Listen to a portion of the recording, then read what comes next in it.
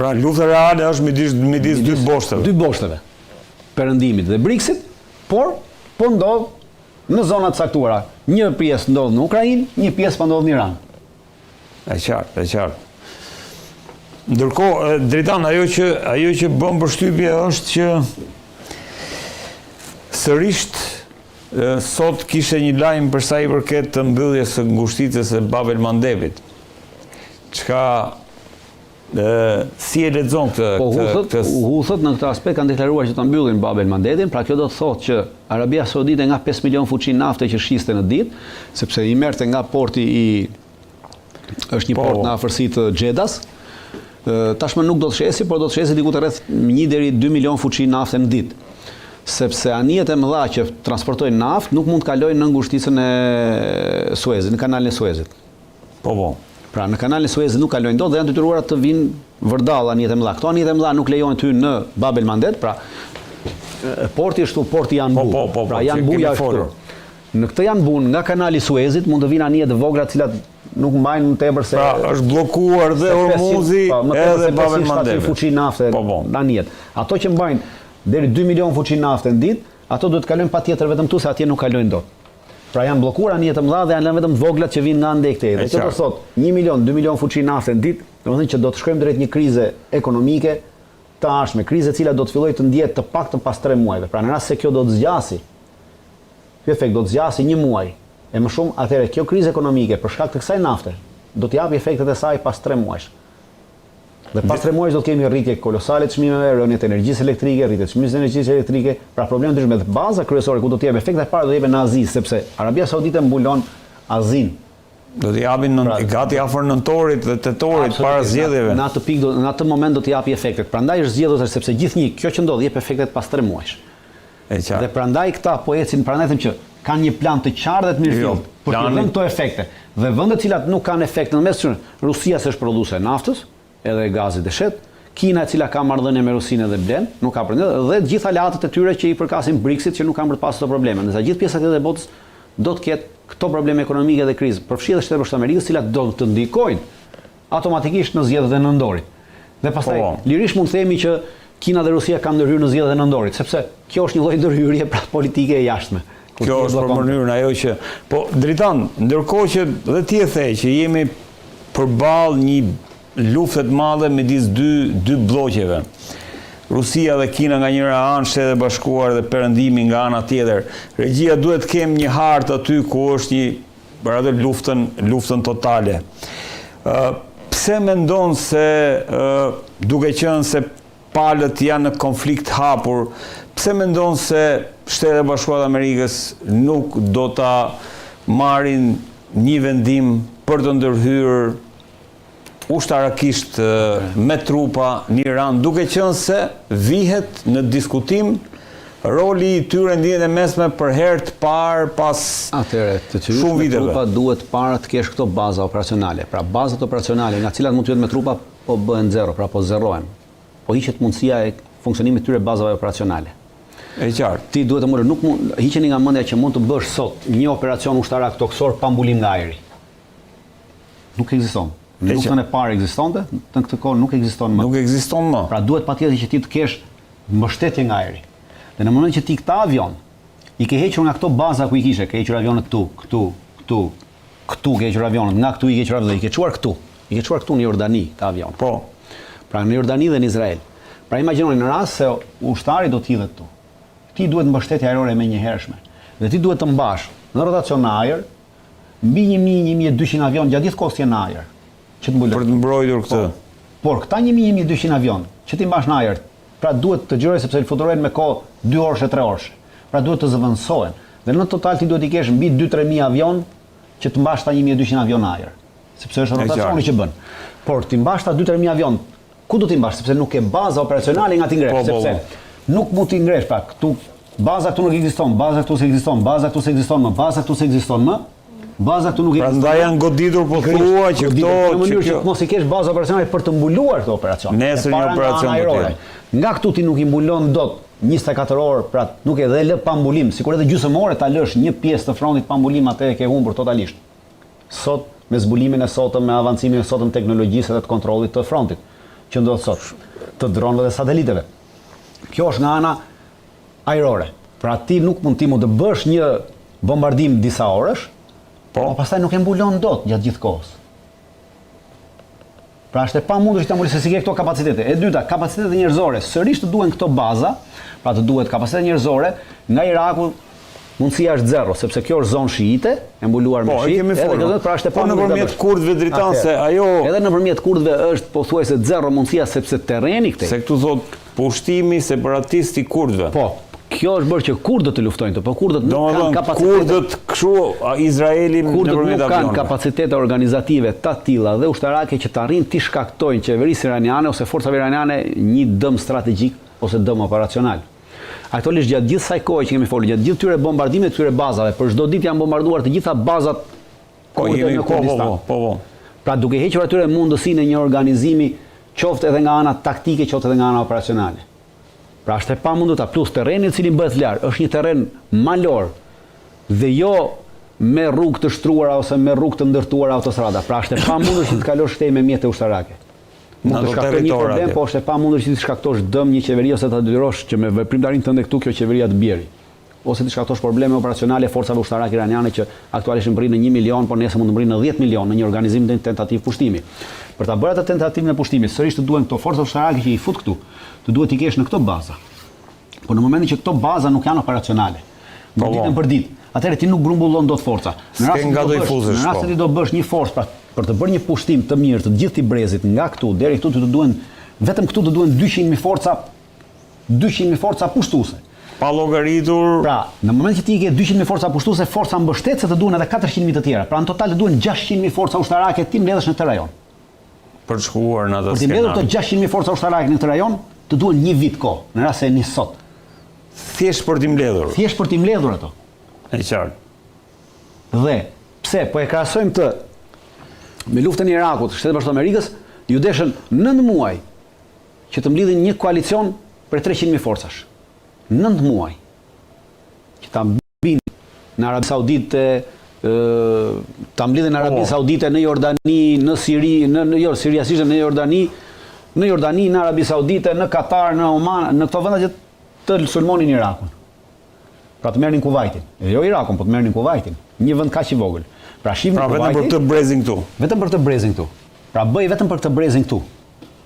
Edhe u sulmua edhe një pjesë e forcave këtu, në mënyrë që forcat irakiane mos të vinin në ndihmë forcave të tyre në Kuvajt, pra u pre rruga këtu, pra bëhet vëlla vetëm për një territor kaq.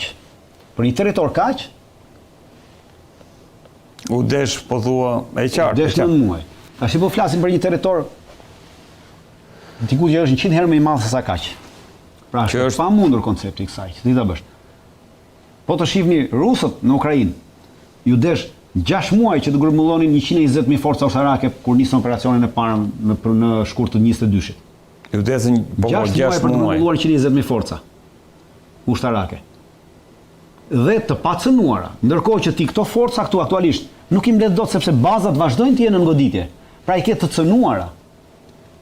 Me qartë. Pra ti nuk rrit dot kapacitetet tua ushtarake këtu. Po zhvendos ato që ke për t'i ruajtur ndërkohë që duhet të biesh të tjera për t'i çuar këtu.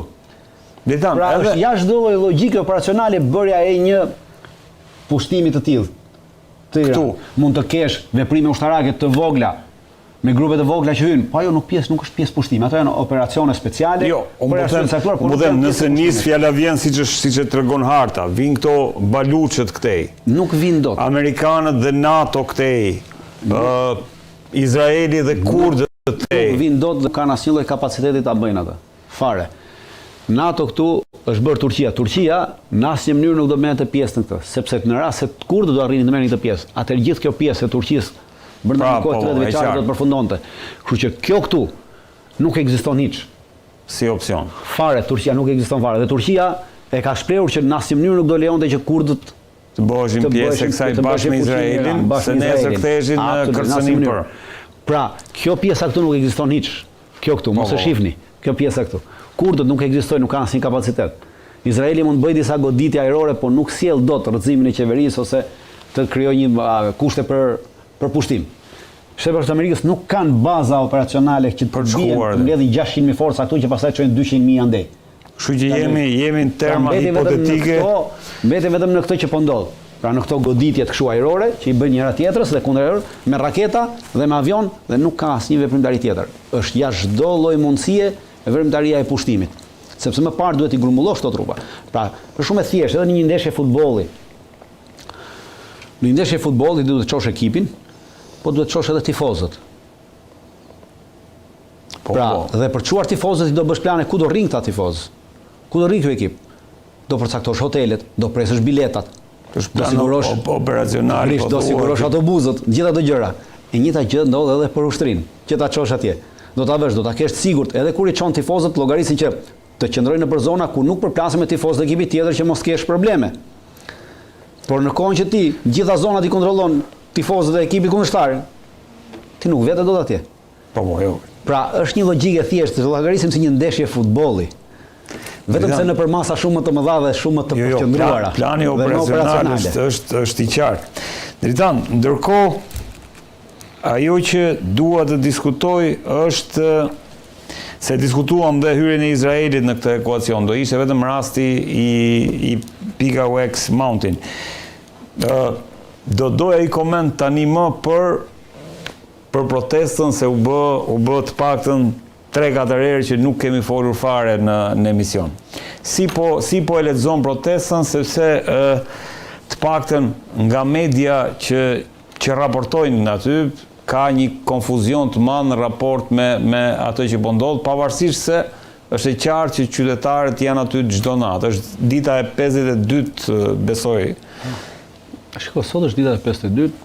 Nuk mendoj që ka një konfuzion, pavarësisht se mund të ketë media të caktuar që do të bëjnë konfuzion, për sa kohë qytetarët dalin në këtë protestë, nuk ka asnjë lloj konfuzioni. Nuk ka thirrje të vazhdueshme. Pra, thirrjet bëhen vetëm në protestë që njerëzit dalin protestë, nuk ka thirrje në rrjetet sociale, nuk ka lënie takimesh, nuk ka asgjë tjetër. Pra, gjithçka ndodh në mënyrë spontane. Njerëzit e dinë që protesta është bërë epiqendër e takimit, protesta është bërë vendi ku duhet protestosh. Arsyet, secili ka arsyet e veta, pavarësisht se të gjithë së bashku kemi me mira arsye të përbashkëta për të protestuar, po secili del edhe për arsyet e veta personale për të protestuar. Pra, në këtë moment unë nuk mendoj që ka një konfuzion. Konfuzion do të kishte në rast se do të përdoreshin rrjetet sociale pafundësisht duke bërë thirrje, pra grupi koordinues do të bënte thirrje që dilni protestë për këto arsye, nuk ka nevojë më të përmendesh njerëzve arsyet. Biles kur ja përmend një pjesë e tyre janë lodhur duke dëgjuar arsyet. Sepse disa i dinë edhe më mirë arsyet sepse gjithë pjesa tjetër. Pra, nuk ka konfuzion në këtë aspekt dhe protesta do vazhdoj. Uroj që të vazhdoj kështu dhe të japi efektin e saj, pasi do ta japi efektin e saj. Shiko, duhet ta kuptojmë në këtë aspekt. Qeveria është një sistem piramidal. Pra, presidenti, kryeministri dhe baza e kësaj qeverie aktualisht është administrata, është policia, është gjyqësori dhe mediat e saj që i ka nën kontroll qeveria. Kjo është baza që përdor. Është një sistem i ngurtësuar. Por gjithë forca e saj qëndron te maja, te piramida. Te presidenti dhe te kryeministri. Pra këto janë dy forcat e saj. Por këto dy forca janë edhe pikat më të dobta të saj. Sepse këtu qëndron legitimiteti i qeverisë. Presidenti ka humbur legitimitetin e tij për shumë e shumë arsye. Është një person i cili ka ikur në drejtim të paditur. Pra populli proteston që 52 ditë ai nuk ka thënë asnjë fjalë. Pra në këtë moment, një individ që pretendon të përfaqësojë shtetin, sepse kryeministri përfaqëson qeverinë, kurse presidenti përfaqëson shtetin.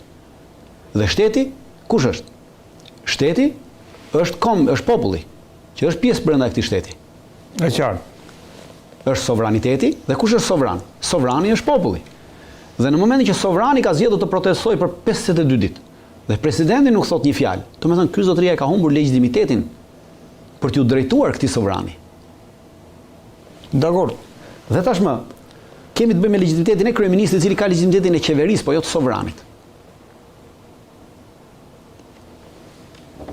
Pra, në këtë aspekt tashmë, çfarë do bëhet? Do të futet në funksion, ta shohim si një ekuacion matematikor. Sepse si thaj tek karnavalet e Korçës Olimpi jeta është matematik. E shikojmë edhe gjithçka është matematik. Dhe për llogaritjet matematikore. Atëherë fillojmë. Ti duhet do mësosh këtë majën. Pra maja tashmë ka mbetur vetëm kryeministri, sepse presidenti nuk ekziston, është jo ekzistent. Pra njëra majë ka humbur efektin e saj. Ka rënë me kohë. Është delegitimuar. Absolutisht. Tashmë, maja dytë që kanë mbetur për të delegitimuar, dhe në moment që ti delegitimon këtë bajën, pra siç thamë është një piramidë e ngurtë, në moment që ti pret majën piramidës, atëherë kjo piramidë nuk ka më majë. Dhe kjo baza fillon nuk qëndron. Po, Sepse kur jep majë nuk qëndron më dhe zhbëhet baza.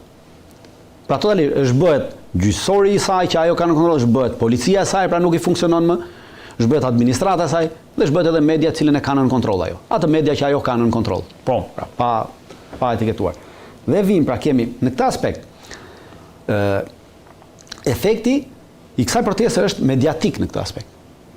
Dhe efekti mediatik jep pasojat e mëdha për të bërë delegitimitetin e kryeministrit dhe të kësaj maje e cila ka mbetur. po. Dhe në këtë moment kemi të bëjmë me rezistencën e qeverisë, me presionin e protestës, me median, me legitimitetin e saj dhe me efektin ekonomik që jep, me ekonominë, sepse protesta ka edhe efektet e saj që ka mbi ekonominë.